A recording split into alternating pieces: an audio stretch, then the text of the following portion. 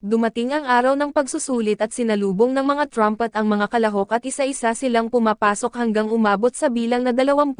Ikinwento na ang pagpili ng mga kabalyero ang pinakamahalagang kaganapan ng taon sa imperyo. Dahil ang pangalang Mais ay nagmula sa isang sinaunang salita na ang ibig sabihin ay mandirigma, kaya ang imperyong Mais ay isang bansang isinilang mula sa mga mandirigma at dahil dito, ang lakas militar ang tanging paraan para umangat sa sariling pagsisikap at ang seleksyon na ito ang magpapasya sa kapalaran ng mga sasali. Maraming mamamayan ang naaakit sa pagsusuli pero ang taong ito ay kakaiba sa kasaysayan dahil isa sa mga prinsipe ang magiging tagasuri, kaya naman napakaraming tao ang nagtipon sa lugar kahit masilayan lang siya sandali. Makikita ang isang malakas na lalaki na umatake para subukan ang kapalaran niya, pero tumalbog lang ang espada niya sa kalasag at inulit niya ang pag-atake ng mas malakas, pero nauwi lang ito sa pagkabali ng espada. Hindi makapaniwala ang mga manunood dahil hanggang ngayon ay wala pang kahit sinong nakasugat man lang sa prinsipe. Mula sa itaas ay nakita ng hari kung gaano kasabik ang mga tao pero mas mahalaga sa kanya ang resulta. Ang layunin ng event ay makahanap ng talento at sabik siyang makilala ang hindi pa napipili. Umabot sila sa bilang na 152 at ang lalaking ito ay gumamit ng fire magic at buong lakas siyang umatake. Nagbitaw siya ng napakalakas na atake na halos maubos ang lakas niya, pero kahit iyon ay hindi man lang nakaistorbo sa pag-inom ng tsaa ni Noah. Napansin ng bata na palapit na ang gabi at hanggang ngayon ay wala pang pumapasa sa inaasahan. Sa sandaling iyon ay dumating ang isang babaeng aplikante at siya ay blondie at sa simula ay kinakabahan siya, pero nang bunutin niya ang espada naging seryoso ang mukha niya. Hindi ito inaasahan ni Noah at nang umatake ang babae ay tinatapan ng kalasag ang atake, pero nagawa niyang itarak ang espada at itulak hanggang sa masira ang kalasag at nanlaki ang mga mata ni Noah, pero bahagyang lumilihis ang espada. Namangha ang buong madla at humingi ng paumanhin ang babae pero agad siyang hinawakan dahil nasugatan niya ang prinsipe. Gayunpaman ay iniutos ni Noah na pakakawalan siya at lumapit siya at tinanong ang pangalan nito. Ipinakilala ng blondie ang sarili bilang Shirley Grants at malinaw na pumasa siya sa pagsubok dahil ang tanging patakaran ay sirain ang kalasag kahit anong mangyari. Pagkatapos nito ay pumunta sila sa palasyo at tinanong siya tungkol sa napakaganda niyang baluti.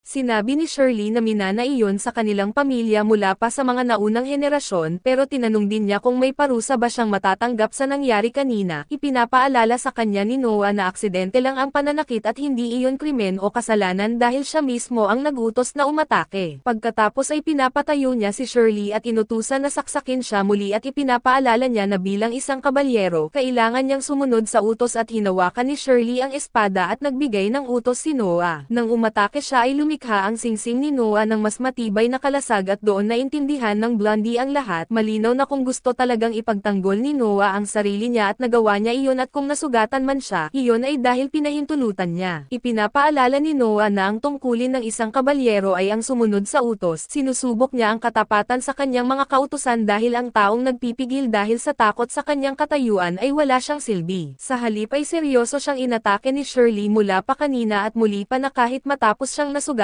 Dahil dito ay itinuring niya si Shirley bilang isang taong may talento at hinangaan ni Shirley ang kanyang determinasyon at napaluhod, nanunumpa ng walang hanggang katapatan kay Prinsipe Noah. Para sa ating munting bida ay parang eksena ito mula sa isang dula at hindi iyon opisyal na saludo, pero naintindihan niya ang damdamin ni Shirley at nang tingnan niya ang kanyang mga estadistika, napansin niyang kay Shirley ang pinakamalaking tumaas ang kanyang mga parametro sa lahat. Bigla namang lumitaw si Soy kasama niya sa silid si Goodcroy at ito ang doktor ng imperial na korte. Ginagamot niya ang mga sugat ni Noah, bagay na ikinagulat ni Shirley dahil sa kanilang nayon ay walang mga doktor at ang tanging magagawa nila ay ipaubaya sa isang matanda ang pagdarasal o ang paglilinis ng pinagmulan ng sakit. Ikinalungkot ito ni Noah kaya't agad niyang inutusan si Shirley na dalhin mula sa kanilang nayon ang mga pinakamatalino at pinakamasisipag na bata para maging mga alagad ni Goodcroy. Ibinigay niya ito bilang gawain sa doktor na tinanggap naman ito ng may malaking karangalan. Nang marinig ito ay nagpasalamat si Shirley at yumukod pero hindi siya sinisita kahit na ang isang kabalyero ay hindi dapat gumagawa noon at pagkatapos nito, tahimik na siyang umalis sa lugar. Kinabukasan nagpalit ng damit si Shirley at lumabas ng kanyang silid at pagbaba niya ng hagdan, nakasalubong niya si Soy at tinanong siya nito kung nakatulog ba siya ng maayos at sumagot si Shirley na hindi masyado dahil hindi pa siya sanay sa silid.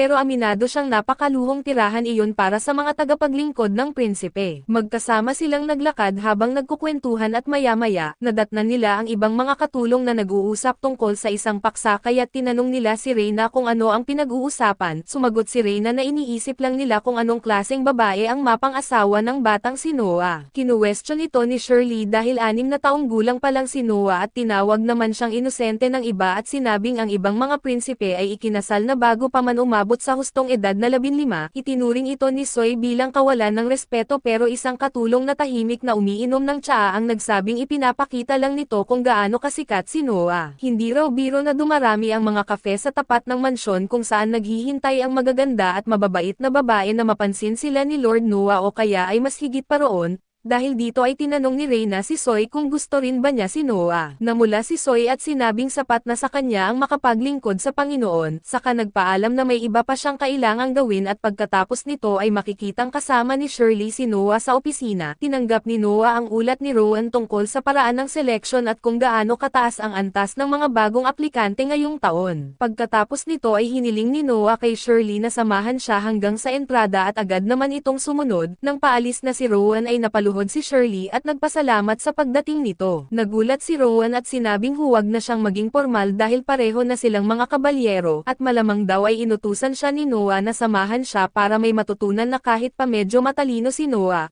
Bago umalis ay binigyan niya si Shirley ng payo na huwag niyang ipagkakanulo si Noah at tinanggap ito ni Shirley na nangangakong magiging tapat siya. Pagsapit ng gabi ay nag-organisa si Noah ng isang salo-salo na may kantang inawit ni Alice Che. Isa-isa silang lumalapit upang magbigay galang at gaya ng dati ay binati ni Byron si Noah sa tagumpay ng seleksyon ng mga kabalyero. Hiniling ni Noah na huwag siyang maging formal at mas mabuting mag-enjoy na lang sa handaan na inihanda niya para sa lahat. Bago umalis si Byron ay ipinahayag niya na ang mga naroon ay pawang mga mangangalakal na may koneksyon sa kanilang angkan, kaya't pwedeng mapapalalim ni Byron ang ugnayan sa kanila. Naunawaan ito ni Byron at sa sandaling iyon ay natapos ang kanta, pumalapak ang lahat para kay Alice Che na ikinatuwa niya at pati na rin ni Noah at maya-maya ay lumitaw si Soy at tinanong kung ano ang nangyari. May dala siyang liham at sinabi niyang hindi siya sigurado kung dapat niya itong ibibigay pero ito ay para kay Noah. Nakilala ng bata ang pulang selyo sa sobre ngunit walang nakasulat kung sino ang nagpadala. Sinabi ni Soy na ayon sa bantay ay tumakas ang mensahero matapos ihatid ang liham.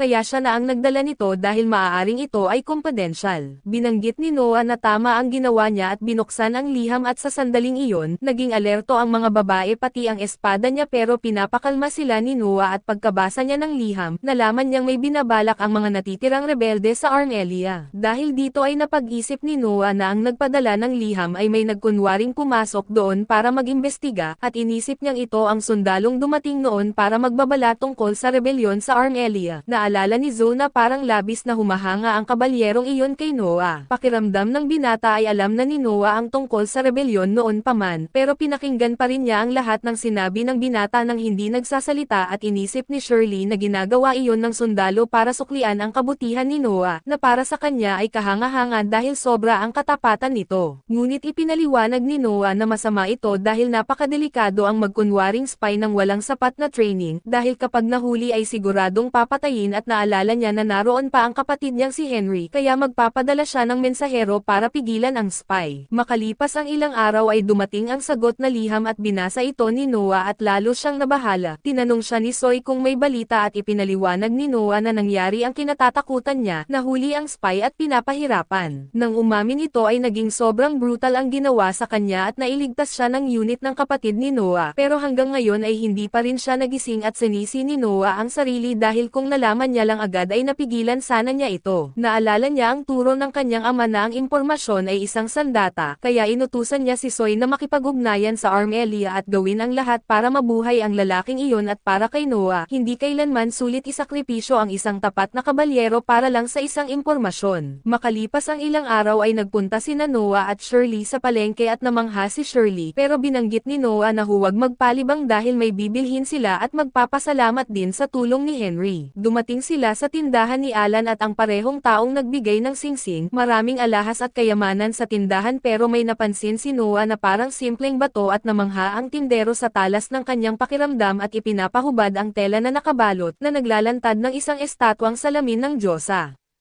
Sinabi ng tindero na ito ang ikalawang estatwa sa buong mundo, hindi nag-atubili si Noah at nagpasya siyang bilhin ito at tinanong niya kung sapat na ang 10,000 at kinumpirma iyon ng tindero kaya natuloy ang bentahan. Sa sandaling iyon ay dumating din si Oscar at nang makita ang estatwa ay nakilala niyang gawa ito ni Lindsay. Tinanong siya ni Noah kung nasaan ang isa pa at sinabi ni Oscar na nasa kanya iyon at pagkarinig nito, biglang sinira ni Noah ang estatwa. Natakot ang tindero pero pinapakalma siya ni Noah at binigyan ng dagdag na bayad at hiniling na ikalat ang balita na lumabas ang ikalawang estatwa pero ito ay nasira. Sinabi ni Oscar na dahil dito ay tataas ang halaga ng hawak niyang estatwa dahil ito na lang ang natitira. Ipinapaalala ni Noah na ang mga kayamanan ay napupunta sa kung sino ang unang makakuha at kahit naaawa siya kay Lindsay, ayos na sa kanya kung tumaas ang halaga ng pag-aari ni Oscar at dito ay kinilala ni Oscar ang talino ni Noah kahit sa murang edad nito. Dahil kahit siya ay hindi makakapag-isip ng ganoon noong 6 na taong gulang pa lang siya, at nagawa lang niya iyon noong siya ay tumanda at nagkaroon ng sariling lupain at matapos nito, bago umalis ay sinabi ni Noah sa tindero na pipili pa siya ng isa pang regalo. Binanggit ng tindero na siguradong may iba pa siyang magugustuhan at lumipas ang buong araw at gabi na.